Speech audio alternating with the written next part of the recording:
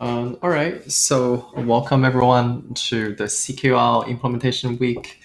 So in this week, we're continuing on our implementation with CQL and trying to see some progress with using offline reinforcement learning with Atari games, as well as offline reinforcement learning with some of the continuous action domain tasks.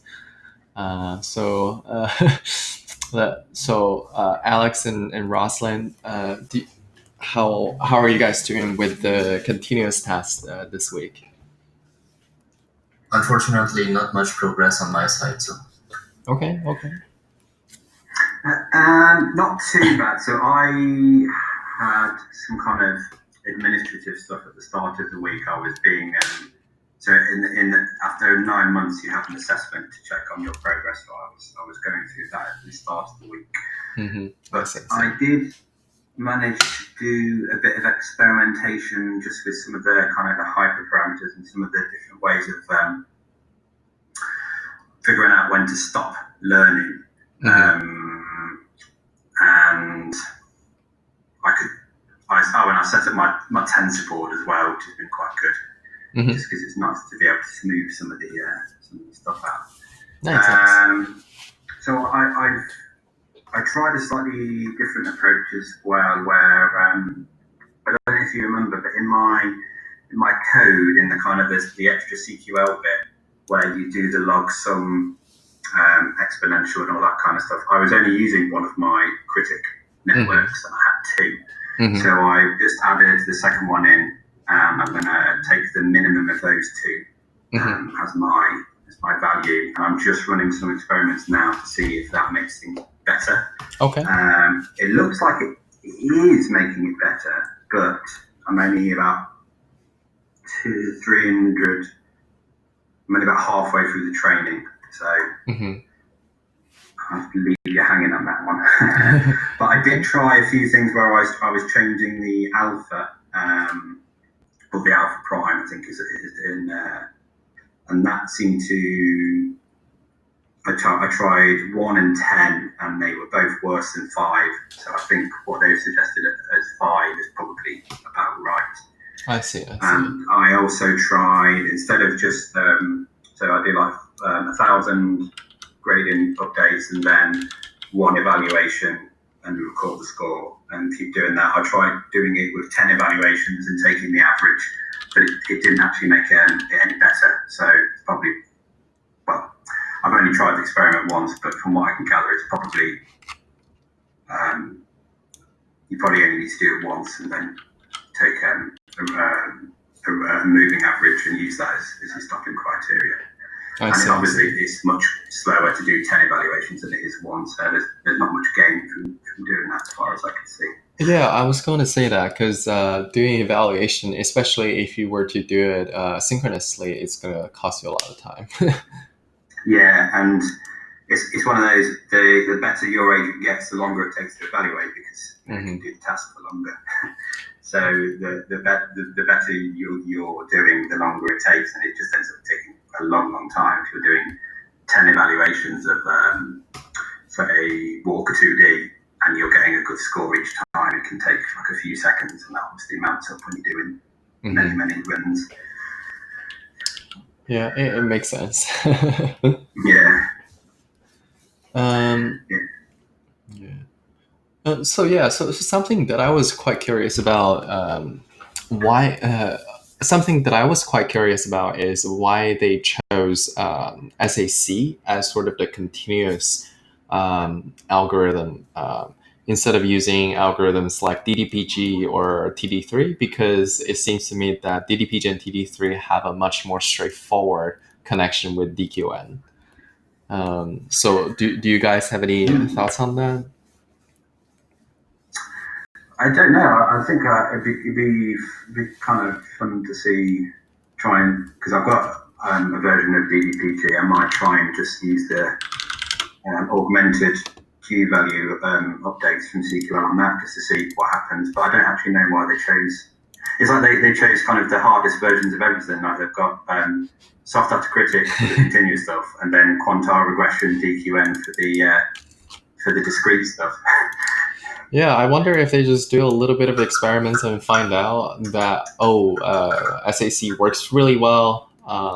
Maybe with DDPG it works quite well, but not as well as SAC, and same thing with the DQN and the quantile DQN. And they just decided to go with a harder one. But I think maybe something that they should have done is to just sort of make it simple. Maybe even though the performance is not as good, but it still shows that it still shows that their technique is really what matters, right? Yeah, I guess they could start off with the basic kind of DQN and then try it in the offline setting, Mm-hmm. in its most vanilla form, show that it doesn't do very well, and then add the CQL bit and say, look, it's doing a lot better. And then when we try even more complicated or more or stronger off policy stuff, it works even better. Yeah, it makes sense, right? Because I remember, do you guys follow David Ha by any chance? I don't know. No, I'm not very. Is that on like Twitter and stuff? I don't even have a Twitter account. Okay. Yeah. A lot of people do things differently. But David Ha is very famous. He's a researcher who started the research on the world models, especially in the car racing game. But anyway, one of the tweets he had, I remember, was, "We have this new technique, and we don't they don't really show whether their technique is really good, but rather our technique plus a bunch of other things suddenly soda. Maybe our technique plus the basic thing is not soda." So it just kind of reminds me of the I see. Yeah. sort of CQL configuration, I guess. Yeah. So let me see if I take a look at the source code real quick, right? Because for the discrete excuse me, for the discrete action space, when I did the modification to DQN, it was very straightforward and it just works. But it's just puzzling to me that with SAC, it seems that you guys had to do a lot more modification, right? Yeah, well, the actual extra bit of code. So once I figured out once I'd managed to delve into their code and extract just the kind of the bits that I wanted, the actual extra lines of code for the CQL kind of update is only probably about 5 or 6 lines. Mm-hmm. So it does end up being straightforward, but only once you know what you're doing. Okay. So maybe not that bad. I see. But I think if you want to use importance sampling and do all that kind of more fancy stuff, then it does end up being more like I think they said about 30 lines of code in the paper. Mm-hmm. Okay, that makes sense. All right. So maybe before instead of maybe before I talk a little bit more about the complexity, maybe let me demonstrate what I have for the results of what I have for this week. Okay. If you I can't remember if I did this last week. Actually, yeah. So last week, right? I did the offline. I have an implementation of offline DQN and offline CQL, and I tested them with the breakout mixed V0 dataset. And if you remember, we're using D4RL Atari repo for the datasets, which I believe they simply they download the dataset from Google and use it directly. How big is the Atari dataset that they've got? So this is sort of a black box for me. I don't know, but I think we can check it out. Actually, should be pretty straightforward. You're talking about all the games with all the different experts. It amounts to 3 terabytes for all the games. For all the games. Mm-hmm. Yeah, so that's a great point. So which is why when you import this package, when you make this environment, it only takes about let's say 15 to 30 seconds, and then you can see a download bar. So which is something that I really enjoy with this library, is that it just downloads whatever you need instead of pulling the entire data set. So if you look over here, it looks like there is a million transitions. So I'd imagine it's. Sorry, I can't see the. I can only see the code at the minute. Are you sharing something else? Yes, yeah. So are you seeing this dataset observation? No, we are seeing the control agent. Yeah, just some code at the minute. Oh, you know what? Maybe I was sharing the wrong screen. Give me 1 second. Suddenly it makes a lot of sense. All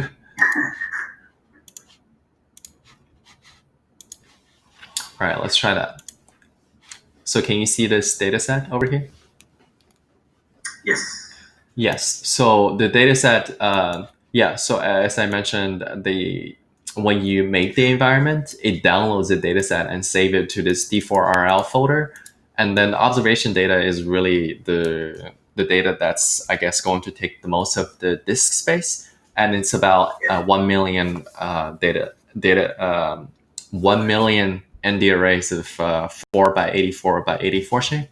I remember when I was doing DQN and just have a 1 million size of replay buffer, it takes about 10 gigs of RAM. So maybe when they compress it, maybe it's like 200 megabytes or something like that. So I would imagine it's definitely something that that we're able to handle. Yeah, that's good. And I've seen here as well. They've got it stacked already in terms of 4 frames, haven't they? Yeah, so that is also very nice. Makes it much easier to do pre-processing and stuff like that. Yeah, that's good.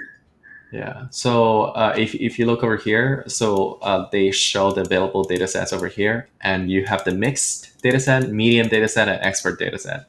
Median suggests the data set collected at the first 1 million steps. And then you have medium is between the 9 million and 10 million data set, and expert is the last 1 million. So I'm not exactly sure what this means. Do they mean like they train an agent through DQN or PPO and for, let's say, 100 million steps, and this is the first 1 million steps of the training rollouts? Is that what it means? Yes, more precisely, they're using the IQN agent from Dopamine. Oh, okay. I see. Well, yeah, that makes sense. Do you know how long they're training it for? Probably, as usual, the 100 million steps or 200. Right, I see. On 60 Atari 2600 games with 200 million frames each, while using sticky actions, blah, blah, blah. For each of the 60 games, we train 5 DQN agents with different random initialization and store tuples encounter into 5 replay datasets per game, resulting into over 300. Okay, yeah. So basically something that we would expect, I guess. But as I believe I mentioned in the slide before, on some games, well, even the best IQN can do does not provide a good enough data set, right? I don't think it mentioned IQN. Where did you see that? It says 5 DQN agent. Maybe a different data set you have in mind? Okay, my mistake. So it was DQN. Maybe I remember. Yeah, I remember they have something like DeepMind Unplug. So maybe that one they use the IQN to train the agent. Well, it says DQN replay dataset, so it's probably DQN. Yes. Okay. Yeah. Yeah. So maybe let's just stick with that for the moment. And to show you the results that I have, so I have this DQN and CQL implementation, and I run with this offline gym ID breakout mixed. So that means it's the first 10 million data set, which is this. And the result is actually quite interesting. We see that the DQN actually outperforms CQL. So something that for me is very interesting, probably because in the beginning, because these data sets are gathered in the beginning, probably for DQN, it learns faster because that's what the data. That would be sort of the rollouts that DQN would encounter if we had trained agents from scratch. However, as soon as we use the expert dataset, that's when we really see the CQL shine. So I didn't let the training finish. I forgot it was some reason I had to reboot my computer. But overall, you see this drastic difference. In fact, DQN performs really poorly, achieving on average about 2 or 3 episode reward, which for me is very interesting. And the code is pretty simple as well. It was basically 5, maybe even less lines of code that was being added. And something that I noticed, which maybe will do a better job illustrating the difference between 2 algorithms, is Q value visualization. So if you see over here, they record this Q predictions, which is basically the average Q values that is being recorded, average Q values outputted by the neural network. So by using this value, we should be able to get a sense of how much overestimation that is being provided by the neural network. So I didn't do that. So maybe that's something that I can do for the next week so that we can compare, is CQL overall not really overestimating the Q value, and DQN is overestimating the Q values a lot. That'd be good. Mm-hmm. Yeah, sorry. Also, a quick note. So basically, these are the added lines. So yeah, about 5 lines of code. Basically, get the data set, get the negative sampling, and get a minimum Q loss. This is not even needed. This could be part of the argument, and just sort of scale it with this minimum Q weight, and then that's it. That's the loss plus minimum Q loss. So if I want to visualize a Q value, so what I should do is to just simply get the old value, right? Yeah. It should be just a dataset expectation, and use it as an average Q value to be recorded. In fact, now I'm a little puzzled. Why didn't I do that? Oh yeah, they did. Okay, so they use replay chosen Q. I use old Q value variable. So yeah, they did exactly that. Oh yeah, you know what you see? They have the replay chosen Q, and they have the dataset expectation. So this dataset expectation could go over here. Okay. But anyway, minor things. I might look at the Q values next, actually, for the stuff I'm looking at. Because I'm just looking at the episode rewards. But it'd be interesting to see what's happening with the Q values. Mm-hmm. Also, by the way, something interesting as a reference implementation is there is a repository called, also by the same author of D4RL Atari, is this D3RL Pi. Have you guys seen it? I haven't, no. Yes. So let me post it in the Slack channel real quick.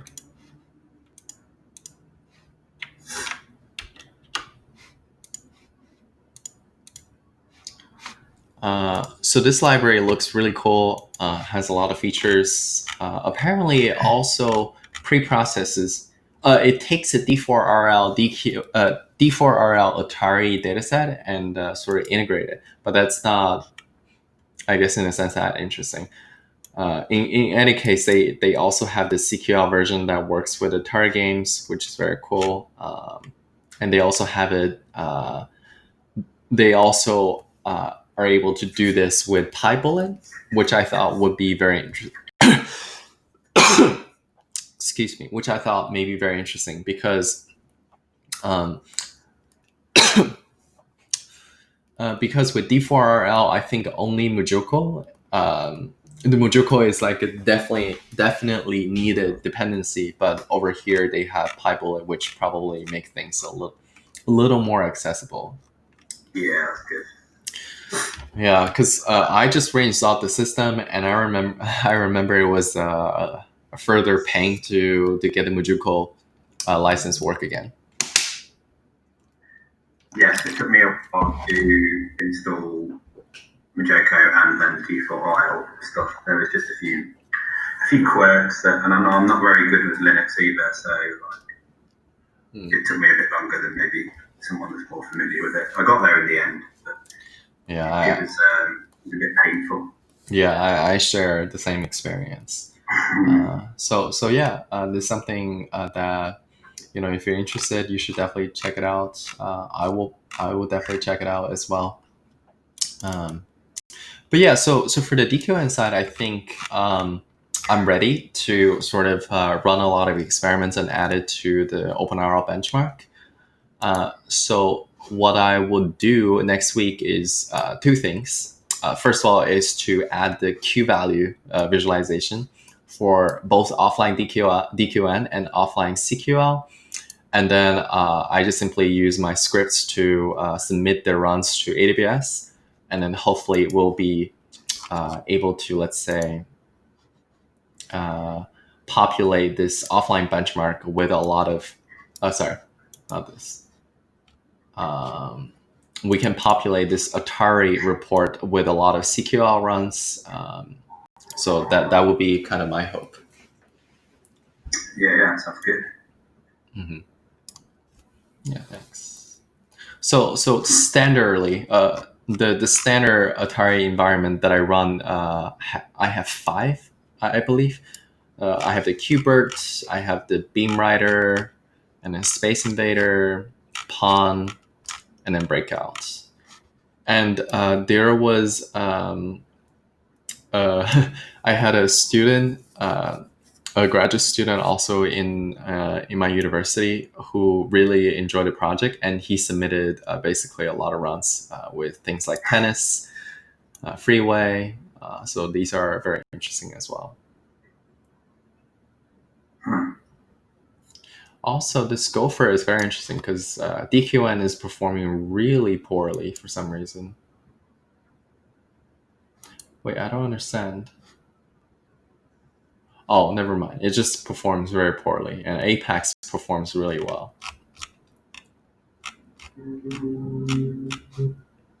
But yeah, so that'll be something that I'll try to work on next week. A quick and lazy question about the Atari datasets. Yeah. I see somewhere they mention you can use 1% data and 10% data. What's the difference? Do you mean the paper mentioned 1% and 10% data? Both the paper and the reference implementation. Oh, where did you see the 1%? I was actually curious about that too. It's if you look up CQL from the author on GitHub, like the first one regarding the. Are you talking about the D4RL Atari dataset or CQL? Yes, CQL, that one, just the README of that repository. Yeah, so I know what that reference is. So the 1% and the 10% dataset. So that's from the paper itself. The paper mentions that they have 2 results, right? They have the first results. If they use the CQL to train on the 1% data, and then they have CQL trained on 10% data. So if you see, yes, what is the 1% and 10% data? So I think it's a top 1% data. So I think the top one. Yeah. I thought it was just a random part. But why reduce the data they use? So that would be, so in other words, the 1% data, right? The 1% data would be similar to the expert data set that I had used. And I guess the 20% of the data would be more similar to the mixed data set that I used. What a mess. Also, sorry, this is, sorry, I might be reading this wrong. So it says, when provided with only the first 20% of the sample of an online DQN run. Yes, that is setting 1. And so does this mean with only like the first 1% of the data?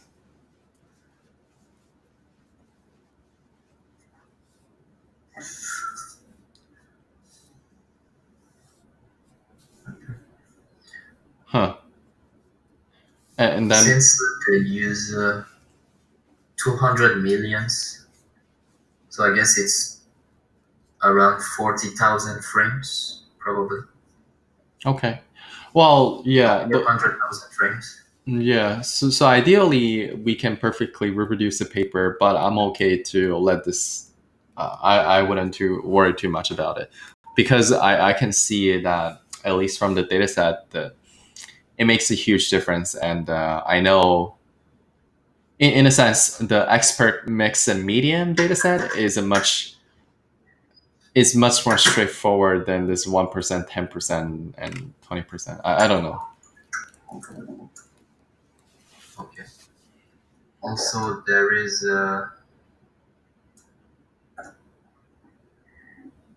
wait a second. What is this?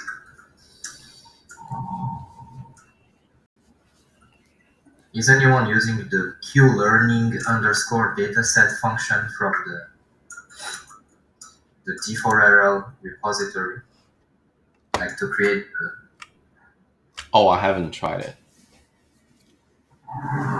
to use the next observation somewhere in the qlearning? Sorry. Do you use next observation? I don't think. You would need to use it, right? Right? Huh? You have to compute the target updates. Yeah. So you have to use it. And well, so to obtain the data set by default, I think there are observation, reward, terminal, and one more thing, I think. Oh, are you saying the next observation is missing? So to get the new observations, you have to use like a special function that will parse the data set further. I can't remember, but I remember it was basically sequential. So you just get the next one. That's it. So in other words, maybe this is the time to dig in the code a little bit. Yeah, I saw your code. You were just going to the next Index, right? next index to take the next observation. Yeah. So that makes sense. So I have something that is basically look like this. So I get the index, and then I have the index. So it's hiding over here. But for the next observation, I yield the index plus 1. So that's how I did it. So there is one last observation that does not have next observation. Yes, I guess, yeah. Well, okay, let me share my screen then. Mm-hmm. Yes, I was actually doing the same as you, Costa, when I did the Majoko stuff, and then I figured a way. There's another way, at least for the Majoko stuff, to import the data that has next dates as well. So it makes it a little bit easier. Makes sense. Oh, by the way, are you guys using the Torch dataset to load the data from the offline dataset? No, just No. I see. How long? Well, Roslyn, maybe I'll talk about that after you show me. No, go ahead. Go ahead, Tom.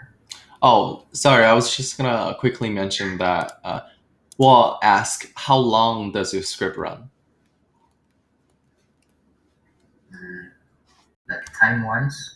Time-wise, yeah. How many hours? Step-wise. How many Well, it hours? depends on the machine I run it, and since I am only experimenting on Mujoko mainly, and there is only one server that has the license now. Okay. So it's maybe around 1 day, like 24 hours. 24 hours. Okay. And for how many time steps? For 2 million time steps. Okay. 2 million gradient updates. Okay. So if the evaluation is online, kind of. I see. So like watching. Mhm. So if you're, well, basically, what I'm trying to say is if you use the dataset, Torch data loader, it can spawn like using multiprocessing to have multiple workers to gather the data for you, because those part can be parallelized. So for me, I remember it's sped up at least just by looking at the outputs, it seems at least 3 times or even more faster. Because I remember without the data set, when I was running it, it takes 30 seconds or even more to see the first episode being finished. But using that, it's significantly faster. So maybe something that you guys, yeah. So if you look at the data loader, so I have the experience replay data set, and I create the data loader, and then I just say next data. And then because when I create the data loader, I specify numbers of workers equal to 2. So it's going to it's going to spawn multiprocessing. It's going to spawn a worker in another process to load the data from this gym environment. So that speeds up things a lot. I see. Yeah, since you guys are using the same. Hmm? So it does not require you to have a Sorry? parallel agents. The multiprocessing side is just to fetch the data, basically. Yeah, so for a lot, if you guys profile your code, you probably would find that a lot of bottleneck is actually on the data loading side, because you're always waiting. Like if you see over here, right? Here I get the data, I put it on GPU, and then I train it, right? And then I go back over here to do another rollouts in the environment. All of this time, you're not fetching new data. But if you're using the data loader, it's fetching data under the hood while you're doing everything else. I see. That's nice, actually. Yeah, I might speed up a bit. Yeah, especially it has a really nice interface, right? This is 1, 2, 3 lines of code, 3 parts of code. Yeah. So I think I do stuff that's probably a little bit convoluted. So I load the data, and then I get my states action rewards, next state's done. Then I create a blank replay buffer, and then I append those all to the replay buffer, and then I sample from the replay buffer. Maybe steps are a bit too much. I mean, when I'm training mine, I do bear in mind that I'm running probably about 4 or 5 at once. Do 500,000 updates with one evaluation at each step. It's about, depending on the method, probably about 3 hours. So yeah, times that by 4, and you're getting up to half a day. So yeah, anything to speed it up would be quite good. Yeah. And especially like offline reinforcement learning methods, in a way, I feel like it should be fast, because in a sense, right, you're really only doing this. This part is blazing fast, right? Mm. Like if you just execute this part of the code, it takes less than a second. Yeah, it's really flat. It's really fast. So the bottleneck really is somewhere else, your evaluation or the data loading. Yeah, and because the networks aren't really that complicated. They're not like, well, for the Majoko stuff, they're not convolutional. They're just a couple of fully connected layers. So yeah, it should be like lightning quick. Yeah, exactly. Yeah, I didn't think about that actually. Anything to kind of speed things up, especially when you start doing your experiments with your hyperparameters. Anything to kind of use kind of like the optimized functionality that's already available, like the data loader. That's a good idea. Mm-hmm. Yeah, definitely. So Rosalind, you were showing something? Currently, I'm probably doing the same as Alex, using the Q-learning dataset function. Okay. That allows you to get the next observation, not just ops action reward terminal. Oh, I But see. when try to check the data size of each respective arrays, we Uh-huh. can see there is a discrepancy in Ooh. the data returned. Okay. Namely, the observation and the next observation, they have like something reasonable. Although the data set is 1 million, so I don't, you lose one observation. But the actions, rewards, and terminals, they have a slightly less, maybe 170 less transition. Yeah, that looks a little strange. I am afraid it introduces some errors in the data, like mismatch between rewards and observation and actions, maybe. I see. I see. So Yeah, mhm. Yeah. So that's it. maybe just keep it simple and only use index. Yes, Index I will and try. index plus one. Because I have actually tried so many implementation, both the authors, also Alex's, Mhm. but no decent results so far. I see. I see. Okay, I'll post my code afterwards. I've tried my important sampling stuff and it hasn't worked, so I'll post what I've got, and you can pick bits out of that. See how you get on.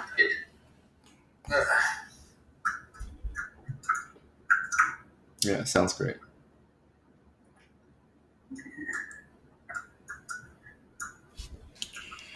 Yeah, let me think. What else? Yeah, other than that, I guess I don't have any other updates. I guess just sort of curious about what's the performance going to be when we try out more environments and stuff like that. Yeah, there's what's the other Joko stuff? There's some quite difficult environments, isn't there? A second, just bring up the paper. There's ones where you've got to try and like open a door or something, or hammer a nail. Android? Yeah, those ones. Yeah, I haven't installed those ones yet, but they look quite fun. Oh, the Carla simulator. Oh, there's Carla and Flow as well. Yeah, they're even more complicated to install, I think. Yeah. Yeah, I feel like they really didn't make the installation easy. Like, there's a lot of instructions, which I'm. Yeah, I guess it depends. Like, I don't know if it's just I'm not very good with Linux, but whenever I see something that says all you have to do to install is do pip install, I know that's not going to work for me. Most of the time it doesn't, and then I'm kind of scouring around on the internet to try and find out what's going on. But Yeah, it's a shame. I feel like they should just yeah, I don't know, clean. They should try to clean up the commands a little bit so that at least there's gonna be some script that just install everything together. yeah, I noticed when I installed the default RL like Majoko stuff, I had to create another Majoko folder. Oh, the yes. original one was something like Majoko, and then I had to do Majoko underscore 2000 or 200. something like Yeah, that. 200. Yeah. I was like, oh, okay. I mean, it's just a bit like, oh, okay. Like, not sure why I have to do that, but I'll do it. Yeah, I have the exact same issue. I think it was because the DeepMind control suite it likes Mujuko underscore 200 and sort of a OpenAI Mujuko task they like just Mujuko without the underscore 200 or 2000. I see. Yeah, Okay. it's just a mess. But overall, I think the default is probably the difficulty is probably just caused by Mujuko, like being a proprietary software. Yeah, wasn't that one of the comments on the default RL paper or something in the open review? Yeah, I think so. Yeah, a lot of people are not happy with that. Yeah, I can see that. But, yeah, I'm fortunate enough to be somewhere like at a university which has got a license, so I can just do that. But I'm assuming it's quite expensive. yeah. Well, the nice thing about a university license is that you can take the license and basically run it in places that you want. Right? For example, when you're in like a server environment or using the cloud. Okay. Yeah. But with the personal license, you can't do that. Okay. Shall I quickly show you kind of a few results just Yeah, feel free. to round things off? They're not really that exciting, but I might as well just quickly show you what I'm Oh, please do. here. Present this screen.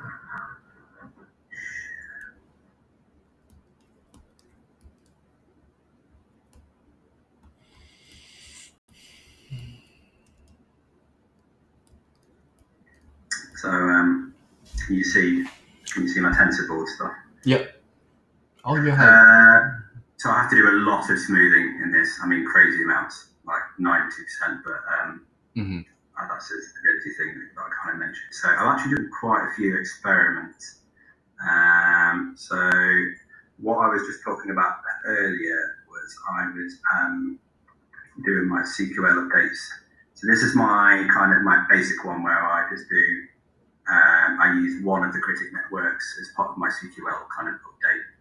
And then I tried exactly the same thing. So in this, I am doing 100 replications of the state.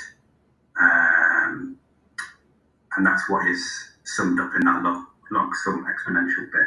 I tried it with just doing 10, and that's this color here. So it's kind of similar, but actually when it comes to, so what I've got here is I've got evaluation latest and evaluation best. And the latest is basically whatever the parameters are at the very end of training. So this is 500,000 updates. And then the best, it's kind of best in quotation marks because it doesn't always end up being the best, but that's the best 100 moving average. So that'll be somewhere back here. And just using 10 is actually, in this case, I'll smooth that out even more, is actually done a bit better. Okay. Which is quite interesting.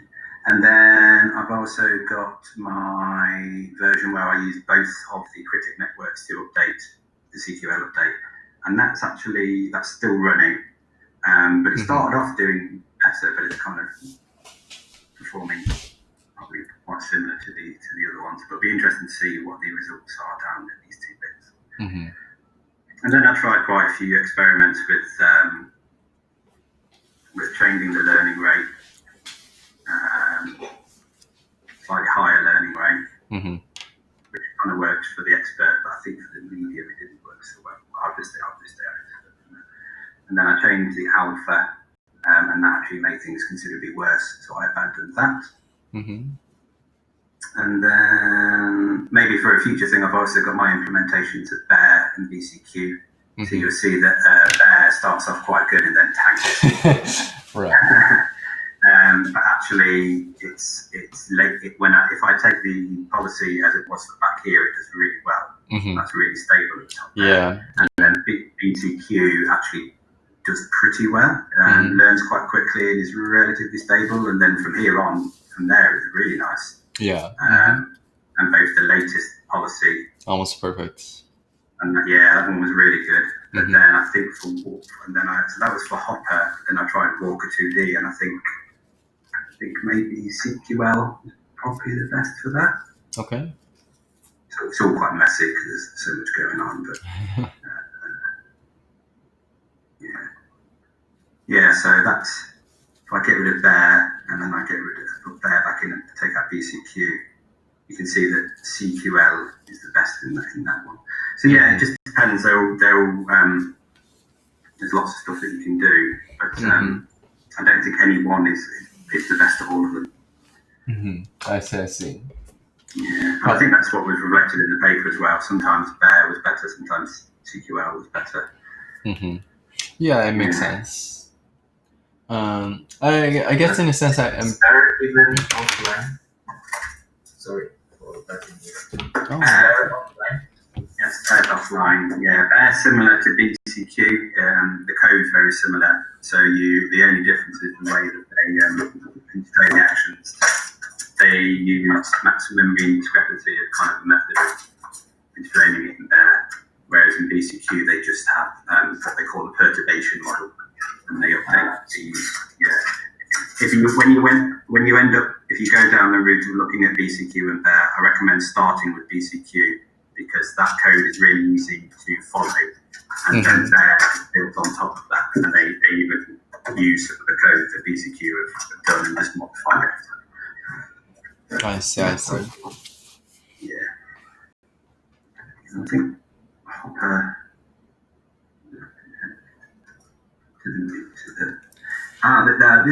sorry. Is that? Yeah, overall feels like there's probably some mixed results. Kind of. Yeah, some interesting. I'll stop sharing that, but there's some interesting. What I ideally like to do is run it like 5 times, but each one of those is just one experiment. So it could be, one of them might have a funny initialization, which means it doesn't do very well. But I think they tend to do it over 5 random see, don't they? Start their training and then take an average or something. Yes, I see. Yeah, it makes a lot of sense. But of course, that's just all just more time, isn't it? It just takes ages. Yeah. Just leave them running overnight, and look at them again in the morning. Yeah, and also it really should be fast, right? Because the gradient update is fast, and since we already have the data, and we're not really bounded by the CPU to generate new data, it really should be fast. Yeah, I'm definitely looking at that data though, because if that's the only thing, apart from when you evaluate it, if that's the only thing that's causing the slowdown, then yeah, if you could train it in like an hour, that'd be amazing. Yeah, because for me, right, I'm running this Atari environments, which the data is actually should be larger than the Majorco environments, because the inputs that you guys use are low dimensional inputs, right? Yeah, they're much lower than the 84 by 84 by 4. Yeah, and for me, it only takes about 12 hours to finish one experiment. So for you guys, it should be half probably. Yeah. But yeah.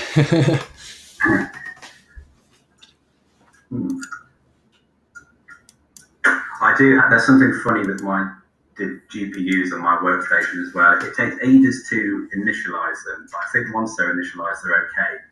But I've got 2, and I can't get them to work in parallel for love nor money.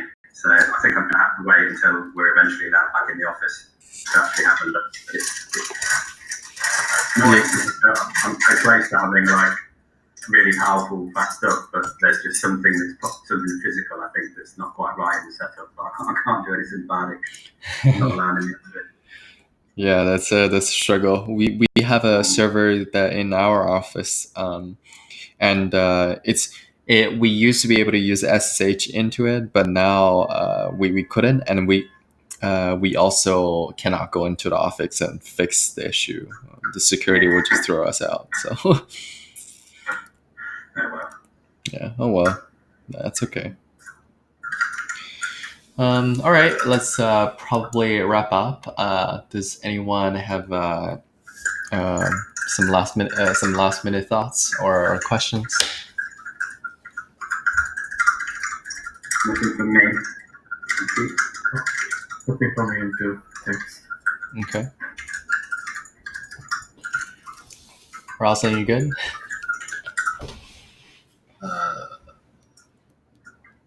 Yes, I'm good. Okay. Didn't mean to put you on the spot, but all right. No, my mic was unplugged, so I switched. I see. All right. Let's call it a day. Thanks everyone for coming. I'll upload the recording. Great progress, and looking forward to see what we can for next week. Cool, great. Thanks very much. Have a good weekend. See you next week. Yeah, sounds good. See you. Bye. Thanks everyone. Have a nice weekend. Bye. Bye. See you guys.